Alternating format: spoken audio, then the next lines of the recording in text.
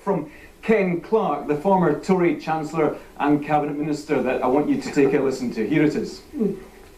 But if this is money that has to be paid back, isn't John Swinney, the Scottish Finance Secretary, right to describe it as a con trick, a deceit?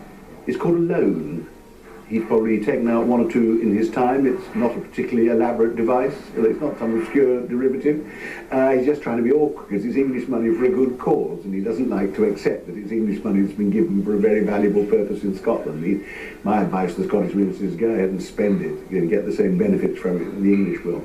English money? No, it's British money. We have the same. We're totally integrated economies. We have the same problems. Like a subsidy. It's not like a subsidy. We have an integrated economy. We are in the same global crisis, which the United Kingdom has to tackle north and south of the border. It's an illusion to think you can draw a line between the two nations and that somehow the economic problems are different on either side. We're very, very closely integrated.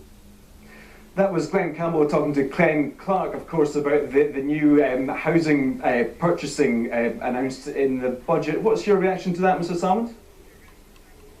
Well done, Glenn Campbell. You're pinning Ken Clarke on his description as English money, and what an insight into the thinking of Tory ministers. I mean, their idea that Scottish taxpayers contribute and then somehow or another it becomes, as he put it, English money. I mean, boiled down to the unionist essence, what a depiction of the mindset of Conservatives, and what an argument for having these matters under Scottish control. In terms of the contract that John Swinney is speaking about this week, he's absolutely correct, of course.